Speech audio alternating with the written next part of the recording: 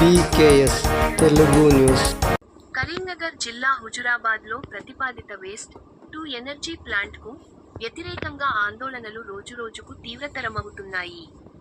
సిర్సపల్లి శివారులో ఏర్పాటు చేయనున్న డంపింగ్ యార్డ్, విద్యుత్ ఉత్పత్తి ప్లాంట్కు వ్యతిరేకంగా అంబేద్కర్ చౌరస్తాలో కొనసాగుతున్న నిరసన దీక్షలు ఇప్పటికే 13వ రోజుకు చేరుకున్నాయి. ఈ సందర్భంగా హుజురాబాద్ ప్రెస్ క్లబ్ ఆధ్వర్యంలో నిర్వహించిన నిరసన శిబిరంలో ప్రెస్ క్లబ్ అధ్యక్షుడు కాయిత రాములు మాట్లాడుతూ తీవ్ర ఆవేదన వ్యక్తం చేశారు. ఇది చెత్త నుండి విద్యుత్తు ఉత్పత్తి చేసే కేంద్రం కాదు, ప్రజల పాలిట చెత్త నుండి చితిగా మారే ప్రమాదం ఉంది అని ఆయన పేర్కొన్నారు. అభివృద్ధి పేరుతో ప్రజల ఆరోగ్యాన్ని బలిపెట్టడం సరైన విధానం కాదని ఆయన ప్రశ్నించారు. ప్లాంట్లో వేల టన్నుల చెత్తను కాల్చడం వల్ల విడుదలయ్యే డయాక్సిన్లు, ఫ్యూరాన్లు వంటి హానికర వాయువులు ఈ ప్రాంతాన్ని క్యాన్సర్ ప్రభావిత ప్రాంతంగా మార్చే ప్రమాదం ఉందని హెచ్చరించారు. కార్పొరేట్ ప్రయోజనాల కోసం ప్రజల ఆరోగ్యాన్ని పణంగా పెట్టడం అన్యాయమని మండిపడ్డారు. సిర్సపల్లి వంటి పంటలు పండే ప్రాంతంలో ఈ ప్లాంట్ ఏర్పాటు చేస్తే వ్యవసాయం తీవ్రంగా దెబ్బతింటుందని, చెత్తలోని రసాయనాలు భూమిలోకి చేరి బావులు, బోర్ల నీటిని కలుషితం చేస్తాయని తెలిపారు. దీంతో పశువుల ప్రాణాలకు కూడా ముప్పు వాటిల్లే అవకాశముందని ఆందోళన వ్యక్తం చేశారు. పట్టణాల చెత్తను గ్రామాలపై మోపడం అన్యాయం అని నిరసనకారులు ఆగ్రహం వ్యక్తం చేశారు. సిర్సపల్లిని జిల్లాకు చెత్త కుప్పగా మార్చే ప్రయత్నాన్ని వారు తీవ్రంగా వ్యతిరేకించారు. రాజకీయాలకు అతీతంగా ప్రజలంతా ఐక్యంగా పోరాటం చేయాలని పిలుపునిచ్చిన కాయిత రాములు ప్రభుత్వం వెంటనే ఈ నిర్ణయాన్ని వెనక్కి తీసుకోవాలని డిమాండ్ చేశారు. లేని పక్షంలో ఉద్యమాన్ని మరింత ఉధృతం చేస్తామని హెచ్చరించారు.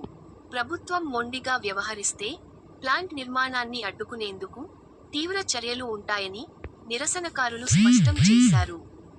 ఈ నిరసన కార్యక్రమంలో ప్రెస్ క్లబ్ ప్రధాన కార్యదర్శి కామని రవీందర్తో పాటు పాత్రికేయులు, రైతులు, యువత మరియు భారీ సంఖ్యలో స్థానికులు పాల్గొని తమ మద్దతు తెలిపారు. పత్రికలలో వార్తలు ప్రచురించడమే కాకుండా ప్రజా సమస్యలను ప్రత్యక్షంగా పాల్గొని ప్రజలకు ఇబ్బందికరమైనటువంటి సమస్య ఉంటే మా వంతు పాత్ర కూడా పోషించాలని నిర్ణయించుకొని మన అఖిలపక్ష నాయకులు ఈశ్వర్రెడ్డి గారి సార్ గారికి విజ్ఞప్తి చేయడంతో మాకు ఈరోజు అవకాశం కల్పించడం జరిగింది. వారికి ధన్యవాదాలు.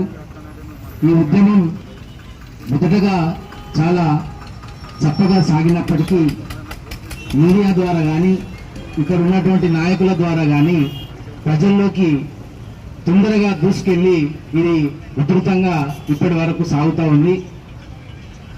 ఈ హుజురాబాద్ గడ్డ అనేది వాస్తవానికి ఉద్యమాల గడ్డ. ఇక్కడ నైజాం సర్కారు ఎదిరించినటువంటి సందర్భాలు ఉన్నాయి. ఇక్కడ స్వతంత్ర సమరయోధులు ఉన్నారు, ఆ తర్వాత విప్లవకారులు ఉన్నారు. ఇక్కడ ఉన్నటువంటి ప్రజా సమస్యల మీద పోరాటం చేసినటువంటి యోధులు పుట్టిన గడ్డ. ఈ ప్రాంతాన్ని, ఇటువంటి చైతన్యవంతమైన ప్రాంతాన్ని ప్రజలకు వినాశకరమైనటువంటి ప్రాజెక్టు ఏర్పాటు చేయడానికి పాలకులు నిర్ణయించడం చాలా బాధాకరం. అందుకు మనం తదనుగుణంగా ఉద్యమాన్ని కూడా చాలా ఉధృతంగా నడిపిస్తున్నారు ఇక్కడ ఉన్నటువంటి నాయకులు. వారందరికీ కూడా మా పక్షాన ప్రత్యేక ధన్యవాదాలు తెలియజేసుకుంటున్నాం.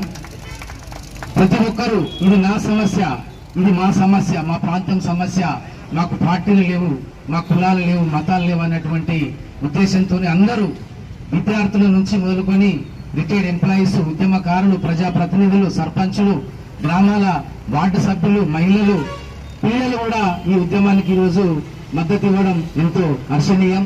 అందులో భాగంగా ఈ ఉద్యమానికి మా వంతు మాకు కూడా ఈరోజు నిరసన చేయడానికి అవకాశం కల్పించినటువంటి ఈ వేదికను ఏర్పాటు చేసినటువంటి వారందరికీ పేరు పేరున ప్రత్యేక ధన్యవాదాలు తెలియజేసుకుంటున్నాం. ముందు ఈ ఉద్యమాన్ని ఇంకా ఉరూతలూగించి మనము ప్రభుత్వం దిగొచ్చి ఈ డంపింగ్ యార్డును రద్దు చేసే వరకు, ప్రకటన ఇచ్చే వరకు దీన్ని ఇదే విధంగా ఐకమత్యంతో ఎలాంటి పురపుచ్చాలు లేకుండా నడిపించి ఈ ప్రాంత ప్రజలకు పిల్లలకు వృద్ధులకు మీరు సహాయకారిగా నిలిచి చరిత్రలో నిలిచిపోవాలని మేమందరం ప్రత్యేకంగా కోరుకుంటున్నాం. ఇక చాలా మంది ఇప్పటికీ 13 రోజుల నుంచి అసలు ఈ డంపింగ్ యార్డ్ ఏర్పాటైతే ఏమైతుంది, ఆ వృద్ధులకు ఏమైతుంది ఇటువంటి మేధావులు చాలా రోజుల నుంచి చెప్పడం జరుగుతుంది. అందులోకి పోలేము. కానీ ఈ ప్రాంతం మాత్రం బొందల గడ్డగా మారడం అయితే పక్క ఖాయమని ఇక్కడి శాస్త్రవేత్తలు, ఇక్కడ పర్యావరణ నిపుణులు కూడా చెప్పడం జరుగుతుంది.